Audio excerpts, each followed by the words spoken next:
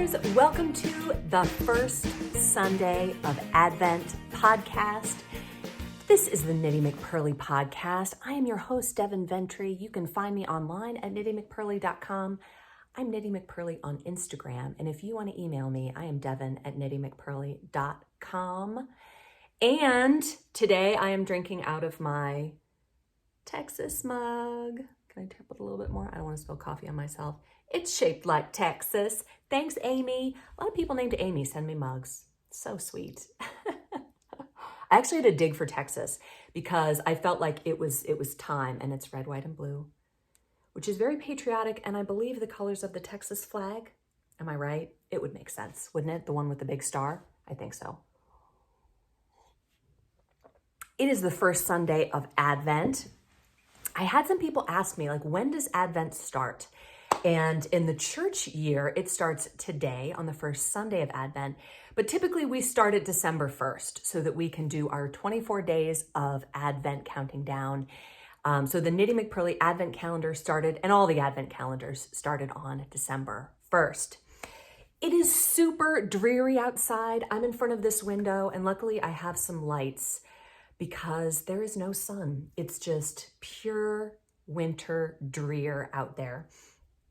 It's foggy and rainy and just a perfect knitting day. I hope you are blessed with equally wonderful knitting weather. You'll notice that I have my lights up. Very, very fun. Excited about that. Today is the start of the Christmas movie season in my house.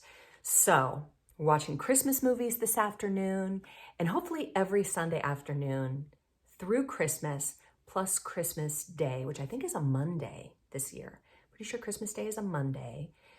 And we always watch It's a Wonderful Life on Christmas Day because that is the best Christmas movie, in my humble opinion. But okay, let's get right on to progress and shop news. I have so many things to talk about. We are one ornament in to the Advent Knit Along. Oh my gosh, it is 9 ornaments long. You can still join in if you want to. I linked the website down below. You can go and still get the patterns if you're interested in joining us. They won't be for sale in this format after Advent. So if you want them now as they are, go and get them. I had an error pointed out to me on the planning page. And yes, I need to update that pattern because there was a mistake that I fixed before it went out, and someone sent me a picture of it and the mistake was still there. So the swatch is 20 stitches. It's not 30. There was an error in there that I corrected, and somehow my computer did it. It gave you the one that didn't have the correction. It wasn't my fault, of course.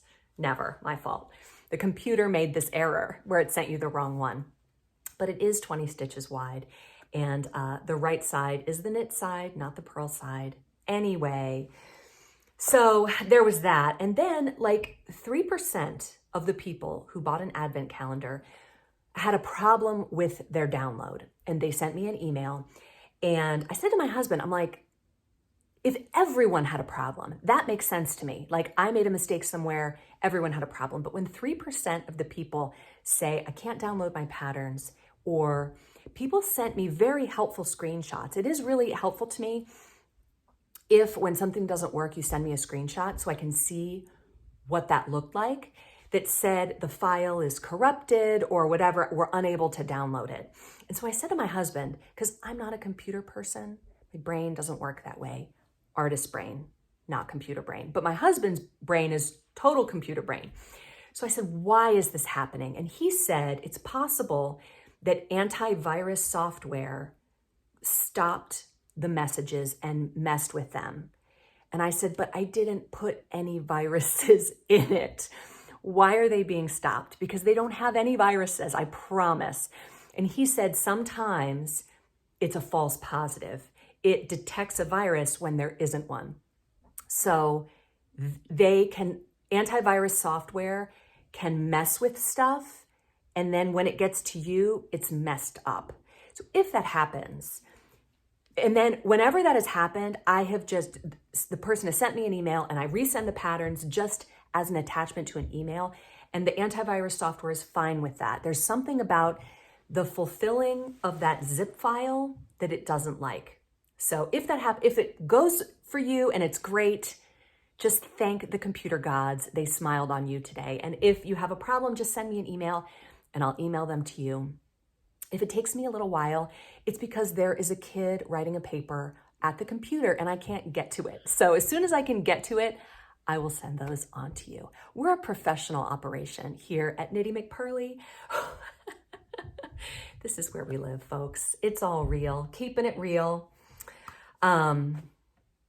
Okay, another thing I wanted to say about the Advent calendar before I show you the first ornament is safety eye size. Many of these patterns use safety eyes, and I included them in the Advent calendar if you bought one. If you got the patterns, but you didn't buy a calendar, you can get safety eyes on Etsy, or you could embroider eyes using black embroidery floss. There are options. I specifically did not specify a size because you can use any size you want. There are no rules, people. The bigger the eyes, the younger the character looks. So I think that the tiny eyes make them look really nerdy. You can put them really close together. You can put them really far apart. It changes the look of the character. So play around with it, like stick them in before you secure them and see if you like it, because you're gonna get a different look. But whatever you want, it's not like the way I did it is the right way and any other way is the wrong way. Every way is the right way. You could do them kind of cattywampus and make them look a little bit wonky. It's up to you. So that is my word on safety eyes. Small looks kind of nerdy, a little bit dorky, I think.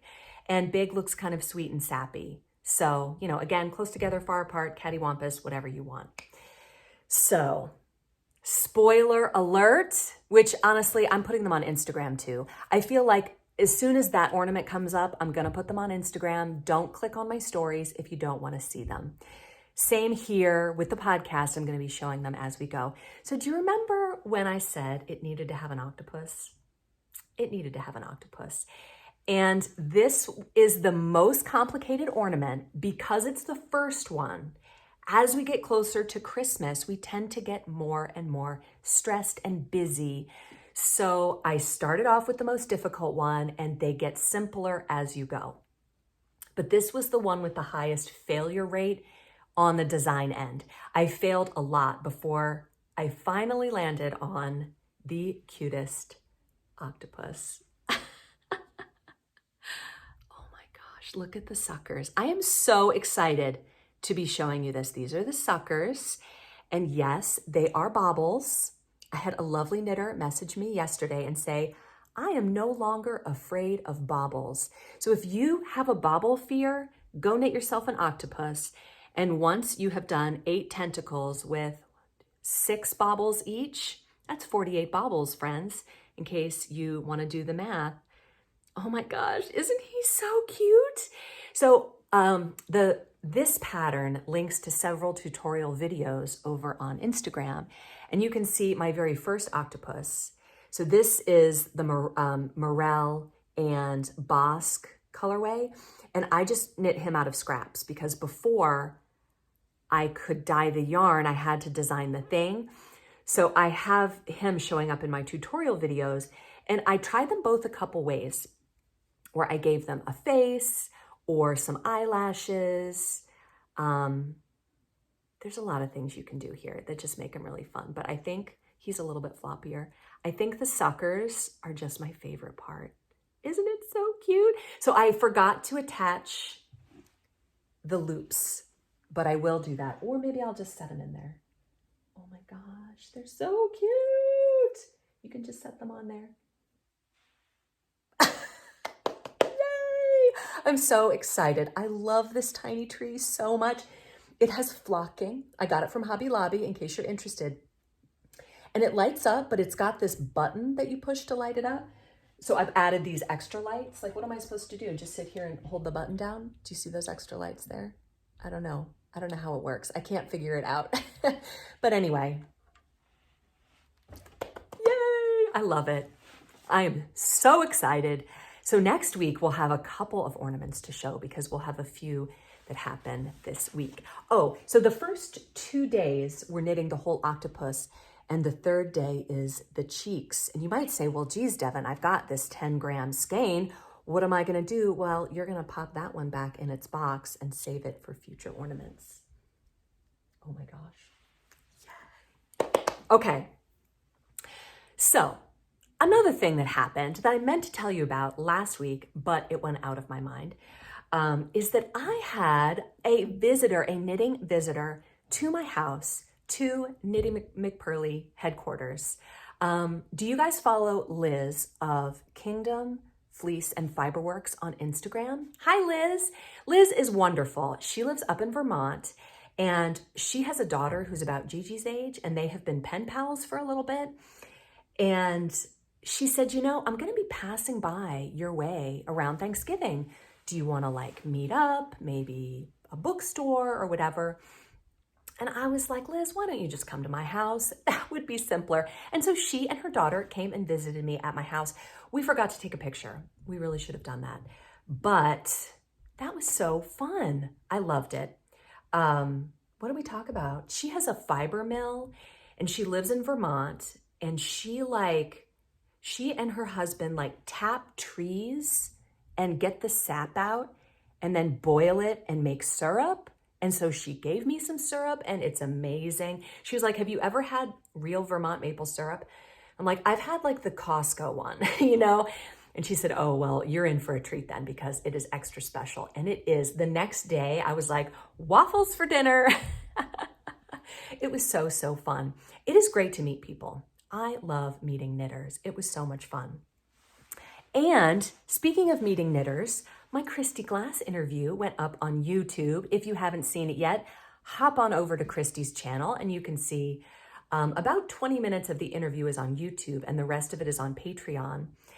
And I have been meaning to join Christy's Patreon for a while, but I thought, you know what better time than now? So I went over and I joined Patreon, and oh my gosh, it is so much fun. I have never done that before. I've never done Patreon before, but it's really fun. It's like all of this fun content, and Christy has a few things on YouTube, but there's a lot more over on Patreon, and it's really fun. It's like $6 a month, and I really liked it. I just enjoyed watching these videos, and it was so much fun. And so I had this thought, and sometimes my brain can run amok, and I don't know if it's a good idea or a bad idea. Would you be interested in a Knitty McPurly Patreon? Is that a good idea or a bad idea? I would keep the podcast the same. I wouldn't change that at all. But I thought if I did a Patreon, we could do like weekly knit night. That would be really fun. I could have special coupons for the website. I don't know. Good idea, bad idea. Let me know what you think in the comments. I wouldn't want to change what we have here because I love this, but it would be nice to like talk to you guys and to kind of interact a little bit more. I think that would be really fun. I don't know. Just a thought. Okay. 2 more aspects of progress and shop news, and then we'll move on. The first batch of sock rulers is on its way. I have 50 coming to me, and I have more than 50 pre-orders. So if you pre-ordered your sock ruler a while ago, that will be shipping out to you probably later this week, beginning early next week. If you ordered it recently, it might not be in this batch, but it is coming. So there's that. Finally, I am wearing my Benedicta sweater today. I actually wore this last night too. I tend to wear my sweaters in batches.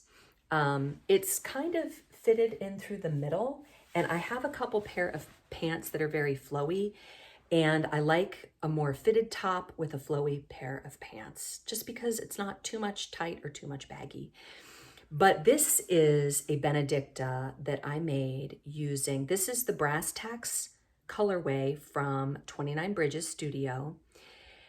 And this, I think, is a fingering weight yarn held double. I made this a long time. Gosh, it's so pretty, isn't it? These two colors together, I just love them. I don't remember what this yarn is, but I really like this one. Something about the camera is it really picks up nuance and stitch definition that real life does not. So that's really nice because this is not a high contrast combination, but you really notice it on camera. Okay, topic of the week. Moving right along. This has captured my imagination for the week. And I mentioned it last week, and we talked about it a couple weeks ago with Nastasia Hornsby's shawl that was Mosaic Knitting. Now, my Faucette pattern has some Mosaic knitting in it, but it's extremely simple, like so simple. I bought this book and my eyes have been opened. This book is amazing. Barbara Walker invented Mosaic knitting. Do you know what kind of a genius you have to be to invent something like this? A super genius. Again, I forgot to bring up my other stitch dictionaries by her, but she is amazing. Last week I showed you a picture of her with Elizabeth Zimmerman and some other lady who is probably just as awesome, but I can't remember her name. And we talked about how every winter she would like learn something new and teach herself and sit in the library for 12 hours and just be awesome. Like, I feel like that had to have stopped when knitting was the thing she picked, because all she did after that was dedicate herself to knitting and writing amazing books. It has to be, because there's just not that much time in the day. But she is my absolute hero. I want to show you everything I learned. I didn't have a chance this week. What I want to do is work a swatch and show it to you. And I just didn't have time this week. But I do want to read to you something very important. So she has this part at the beginning, and it says, you can see I liked it. I've dog-eared it and highlighted. Mosaic knitting from charts, a step-by-step, stitch-by-stitch description. Now, if you've knit one of these Nastasia Hornsby shawls, probably it has this in there and it explains. I've never bought one of her patterns. I've never knit one, but this is a sample pattern that Barbara walks you through. Barbara Walker walks you through.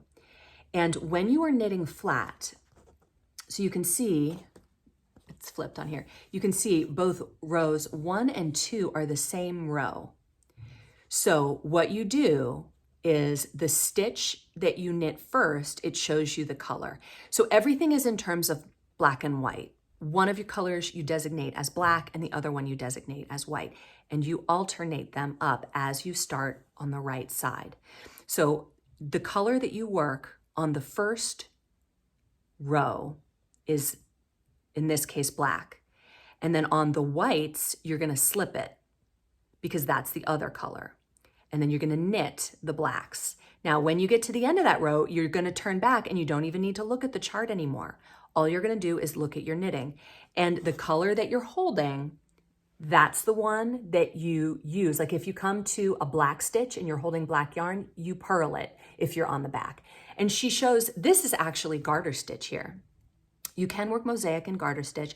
I don't love it. I like it more in stockinette where you are knitting the right side and purling the wrong side. So here, when you work across, you're gonna knit across on the right side. And then when you turn around, you're gonna purl back. If you're using black, which you are here, you're gonna purl the blacks and slip the whites. Purl, purl, purl, slip, purl, purl, purl, slip, purl. And then you go on to the next one and you're gonna work with the white.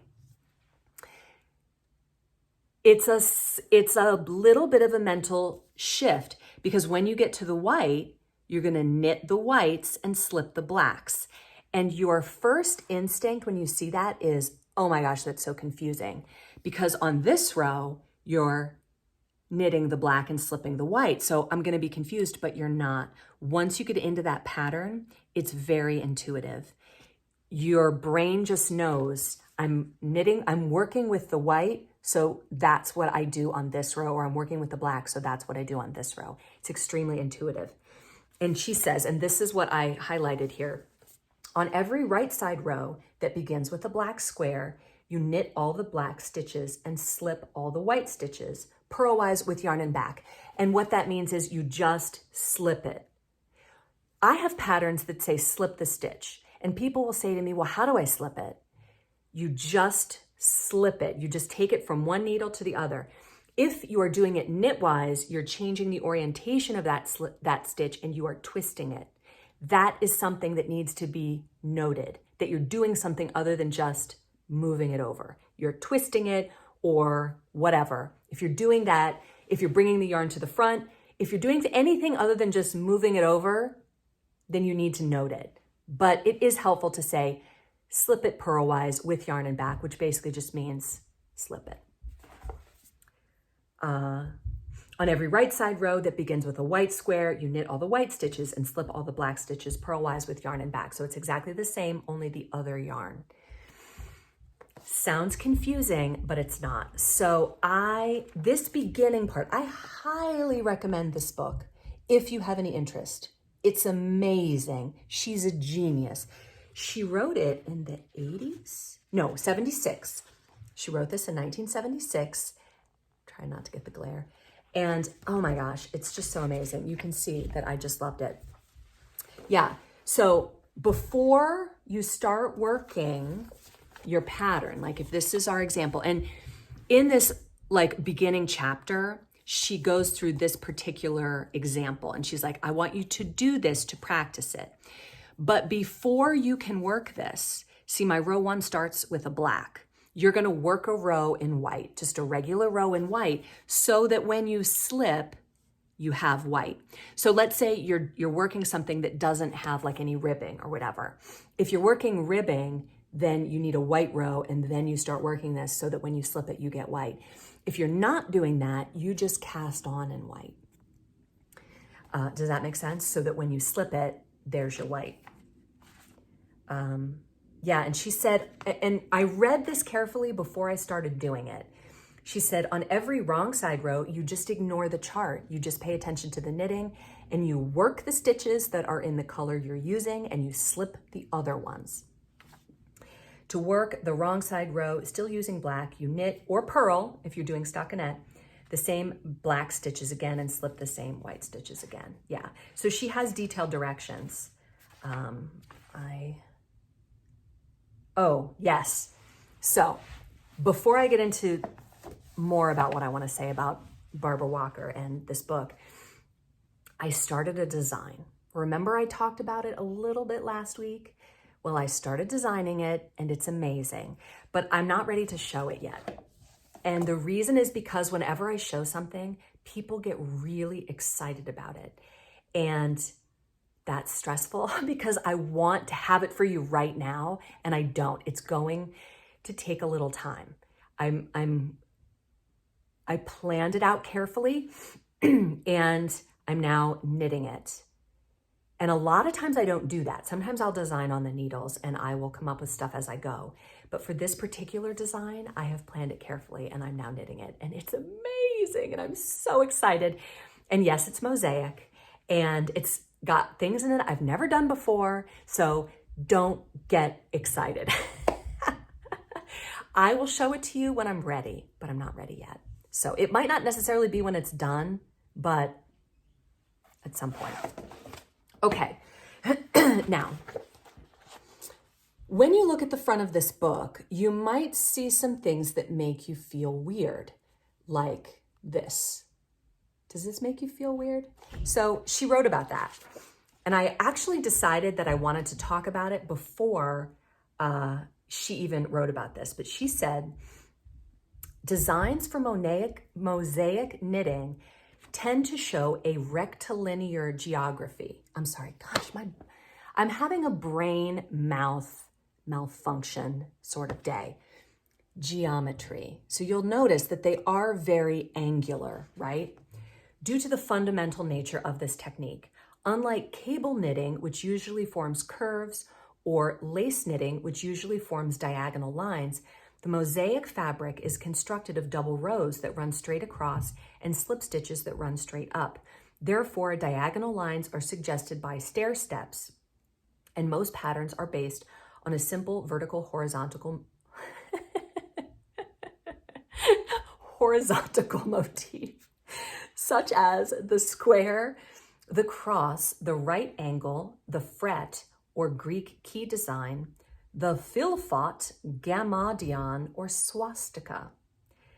Parenthetically, concerning the swastika, it should be noted, for those of you who know little of its long history, except for its unsavory incarnation as a symbol of violence during the 1930s and 40s, that this device is as old as civilization, and in most of its previous incarnations, it has represented a creative force, the sun, the universe, symbolic rebirth, long life, or good luck.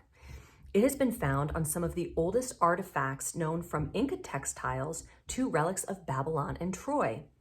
Around the dawn of history, various peoples evidently regarded the swastika as a sign potent with life-giving magic.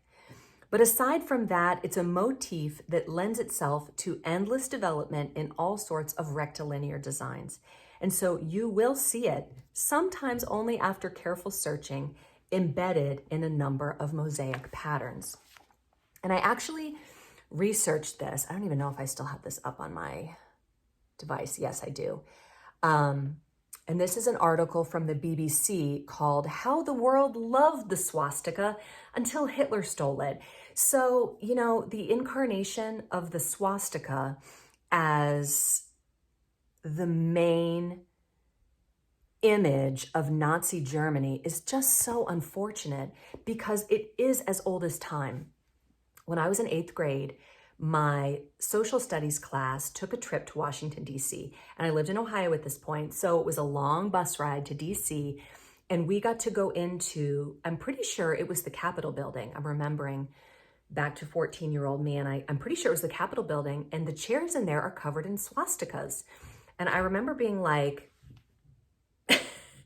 why are there swastikas all over my chair? And I don't remember if it was my teacher or the tour guide said, I know when you see that, you think of Hitler because he stole it, but this is actually an ancient symbol of change and rebirth, and it just has that kind of circular, Wheel of Fortune kind of image about it. And when, Hitler, gosh, he was great at branding with the red and the black and the white, and he was just amazing at visuals, sadly, because he was kind of a bad guy. Kind of the worst guy, but it's a difficult symbol because he did kind of wreck it. But this BBC article has images of swastika fine eating California fruit. Coca-Cola used the image of the swastika. Here is a deck of playing cards with the swastika on it. It is just a perennial symbol that has come up many, many times. So it is kind of a bummer that Hitler wrecked it for everyone. He's wrecked a lot of things for a lot of people, so that's just one of them, I guess. The corruption of symbols is something that evil people do. You can take a perfectly good symbol and corrupt it. I'm thinking of a couple in particular. The swastika is definitely one of them, but even here, you might not see it immediately because of the way that it looks different from the one that Hitler used. So anyway, I guess partly I want to say don't be afraid of the swastika, but at the same time, it is kind of a fearful symbol because of the way that it was corrupted. Anyway, moving right along to Crocheting with Gigi. Here is that. It's a lot of fun as always. Hello! Knitters! We're here. Welcome to Crocheting with Gigi. The best segment ever. Everyone's favorite. All right, we've got 3 rows done! 3 rows! That looks so good. Don't fall over. I'm trying.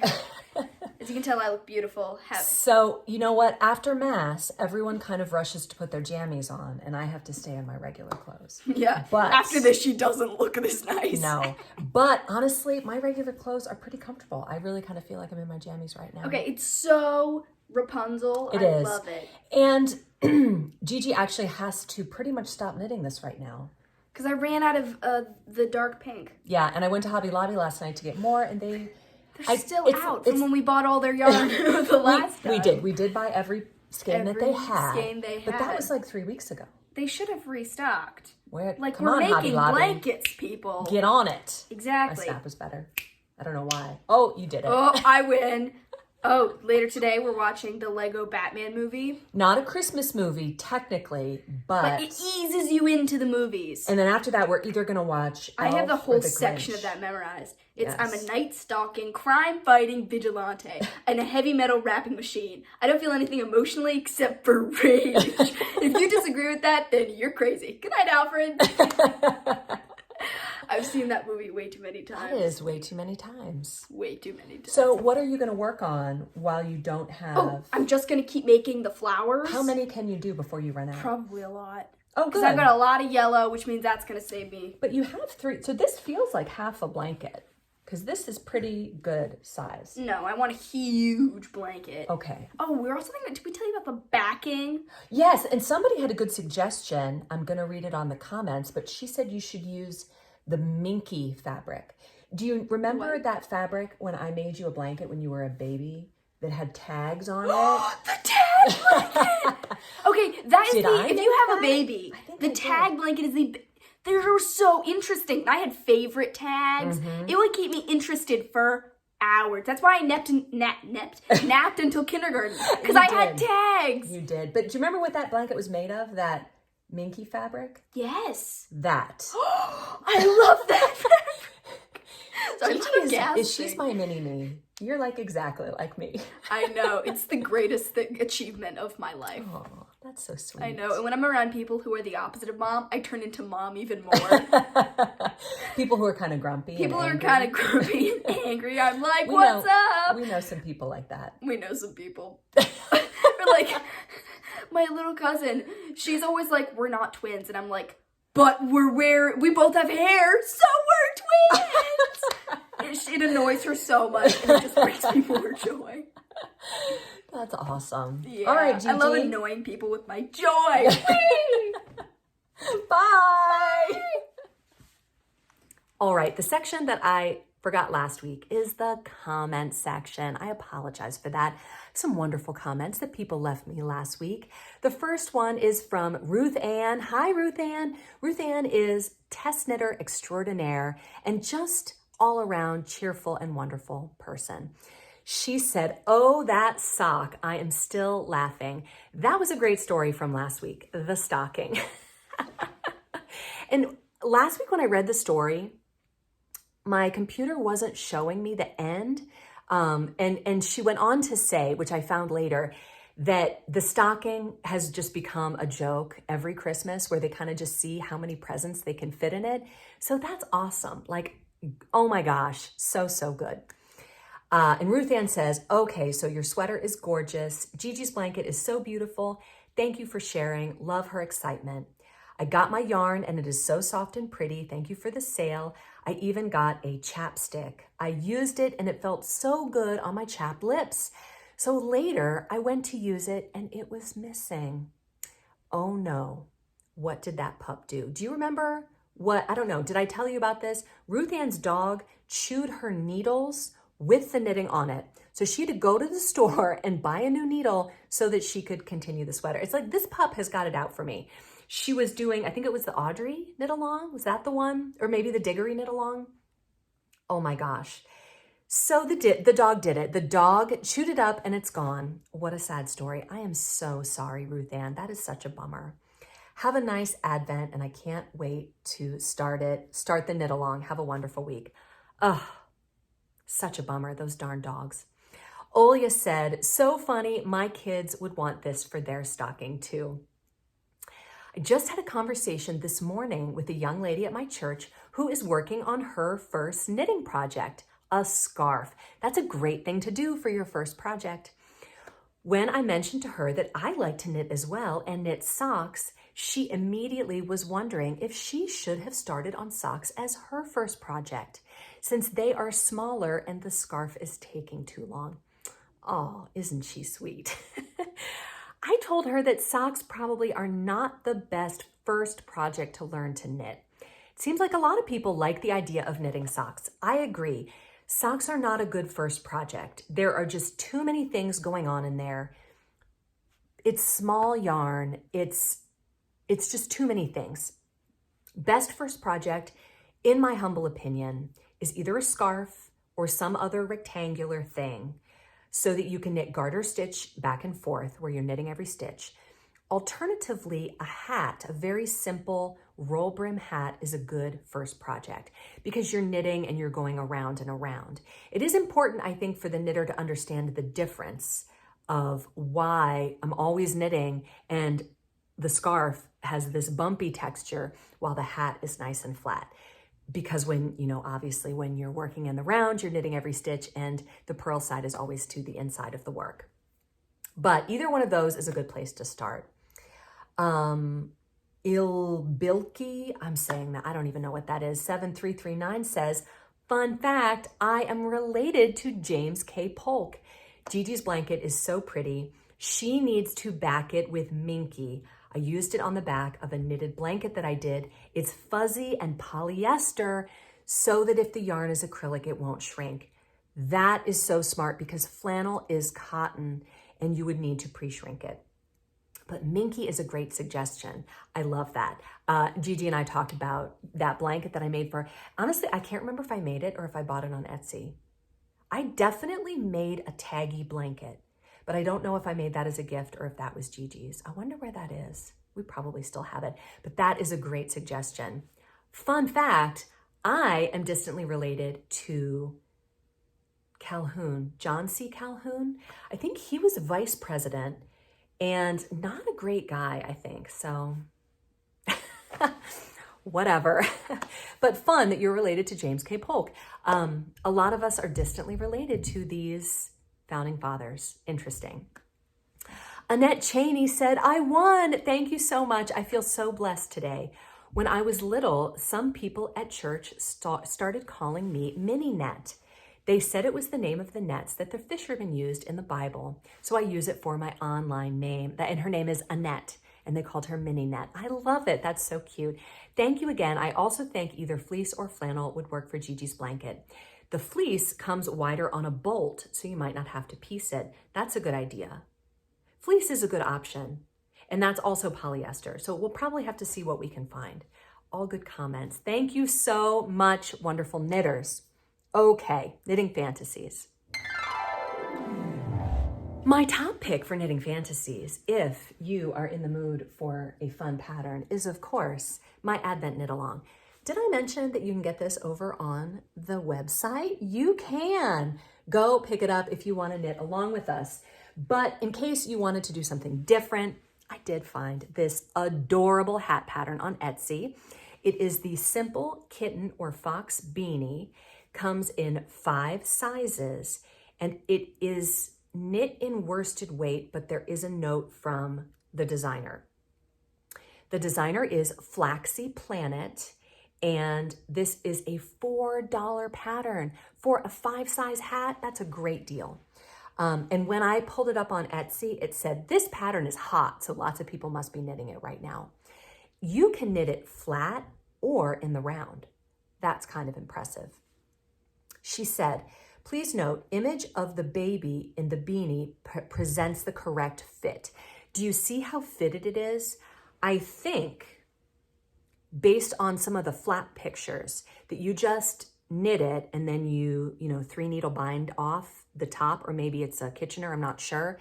But then when you put it on, it should have a tight fit to make the ears not floppy, but kind of tight.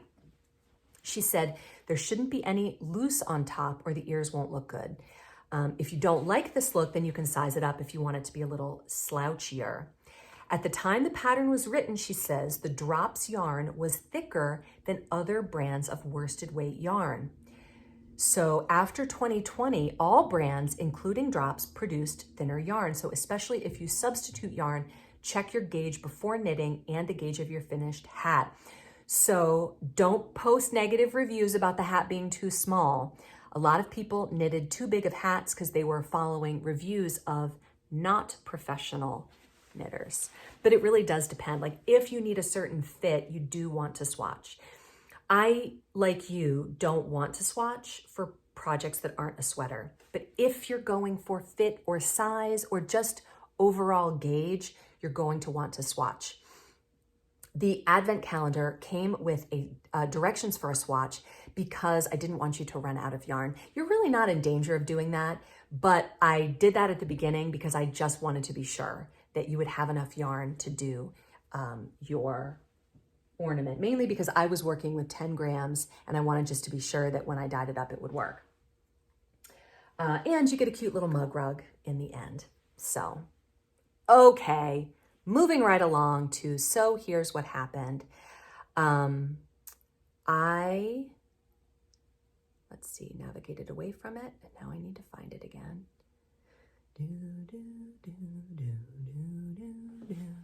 I am working through my queue of knitting stories, and you guys have filled my cup. Thank you so, so much. But as I say every week, this is a weekly podcast. I'm gonna need more. If you have a knitting story, send it to me. Devin with an I at KnittyMcPurly.com. I would love to hear from you.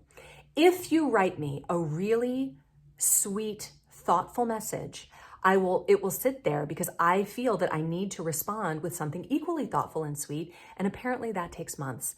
I apologize for just being that way. I am a person who gets easily distracted. So this is from a podcast watcher named Rachel. Hi, Rachel. And she has titled the story, Let's Talk About Blue. Once upon a time in March of 2019, I was a very focused, monogamous knitter after being laid off from my job. I was cranking out a featherweight cardigan about every 2 weeks to cope with my forced, unexpected retirement. I have knit the featherweight cardigan, which is a pattern by Hannah Fettig, twice. It's not my favorite. I don't love the fit, but I'd love to hear what you think of it, Rachel, since it seems like you also have a couple.